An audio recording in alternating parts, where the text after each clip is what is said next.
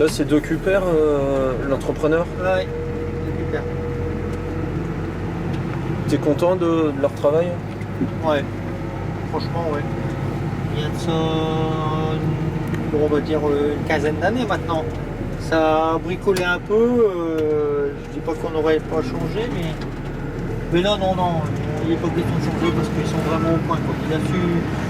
Il était un temps où il hésitait à changer ses machines. On était encore avec les petites jaunes d'air, là. Oui. Ça tombait en panne régulièrement. Il n'y avait pas moyen de faire un ensilage sans avoir de panne ou pas panne. Ouais. Ça fait que tout était à rallonge, ça cafouillait, ça n'allait pas. Et il y a même de la concurrence qui est arrivée en point à ce moment-là, quoi. Bon, il a réagi bien, il a renouvelé son parc et puis ça continue à tourner et puis il a gardé tout sa clientèle. D'accord, ouais. Et, Bah alors, il est souple, si tu lui demandes de l'ensilage avec un calibre de 24, il te le ah fait. ouais, il est- pas de problème de ce côté-là, aucun Ouais. problème. Il est prêt à ralentir l'ensileuse. Ouais. Si en fin de chantier on lève le pied parce que pour qu'il puisse bien tasser ou des trucs comme ça. Oui, c'est lui qui tasse, hein. C'est lui qui met des tracteurs à disposition. Ah ouais, c'est complet. Ouais. Donc ça, c'est une surcharge de travail en moins et puis sans doute une contrainte. Ouais, bah, de toute façon, ça s'est généralisé depuis pas mal d'années parce qu'on peut pas, on va dire, On peut s'improvise être pas tasseur, à la messe et sonner, quoi. Ouais. Et donc, non, il faut des remorques, donc c'est un peu obligé d'être comme ça, quoi. Ouais. Et donc les tasseurs, ils sont bien, c'est bien fait. On arrive à avoir des bons tasseurs. Ouais. C'est toujours la priorité, hein, c'est ce qu'ils demandaient. Hein. Ouais. C'est un bon tasseur plus. Ouais. Le premier ouais. critère qu'on revendique, c'est un bon tasseur. Donc là, il travaille avec des 49-55 jumelés. Voilà. Ouais. Ouais, ça fait longtemps qu'on les connaît, ceux-là. Au début, c'était des 21-40, la jaune d'air, 80 chevaux avec des chargeurs. Ça n'avait pas le même débit. Hein. Donc là, il travaille avec des lames. Des lames sur le relevage Ouais. avant des peignes, là. Ça marche bien, ça. Ouais. Par rapport à des chargeurs frontaux. Ah ouais, je crois que le tracteur, il a plus d'aptitude avec ça qu'un chargeur frontal. Et puis ça le tasse, et puis ça te donne de la stabilité, certainement. Ouais. Chargeur, si tu as des efforts dans un sens ou dans l'autre, ça déséquilibre le tracteur, quoi. Ça... Ouais. Et tu travailles avec lui sur d'autres chantiers, sur de la betterave ou Non, de Cooper? non, que ensilage de maïs. Et éventuellement, des fois du pressage, mais maintenant c'est plus la peine. Et puis sinon, le rubanage, quoi. Ouais.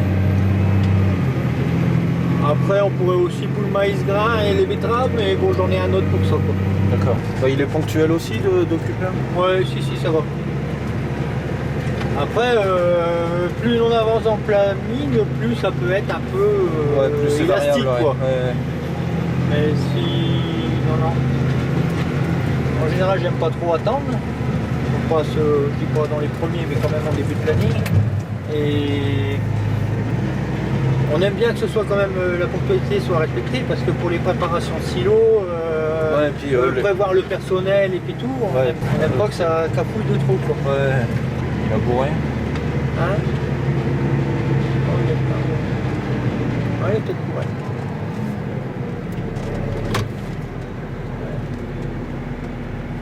Ouais, c'est lui le patron.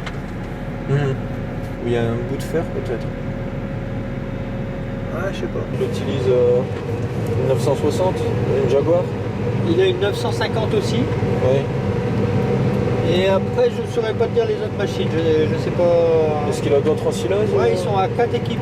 4 équipes, ouais. Donc les autres, je sais pas. Mais je sais que nous, c'était une 950 environ. Oui. Donc là, il est en 10 rangs. Là, il est en 10 rangs avec une 960. Les puissances, je connais pas trop bien. Et donc pour toi, la 960, c'est une machine qui travaille bien? Alors, dans l'air. Je sais Toi, pas si... ta vision d'agriculteur qui est... Ah ben, la 960, là, d'accord, hein, mais à condition qu'il y ait deux tasseurs dans le temps. Hein. Ouais. Et là, le grain, il est bien éclaté? Là, je n'ai pas fait attention, mais moi, ça faisait du bon boulot, ouais. Ouais. Celle que j'ai eu l'autre jour. Ouais. Tu cherchais, tu trouvais pas un grain. Mais Ouais, vraiment en cherchant, hein. Ouais, Un grain qui n'est pas touché, non, on n'en trouvait pas. Hein. d'accord. Mais t'avais des grains complets, juste rayés, t'en avais? Ah, non, non. Ouais, donc tout était éclaté. Ouais, mais ouvert, alors ils étaient ouverts en deux, mais des grains entiers, non, il n'y avait pas. Ouais, d'accord. Vraiment ouais. pas. Ouais, donc ça, c'est aussi une part de réglages qui sont bien faits. Ouais. Alors, bah, de toute façon, du départ, dès que j'ai essayé d'examiner un peu ce qui se ramenait dans ce stylo, Vérifier, quoi. ouais. Bon, très franchement, ça allait. J'arrivais pas à trouver de grains entiers. Et il me demande si ça va. Je dis ça va, le hachage, bon, il était adapté à ce que je voulais.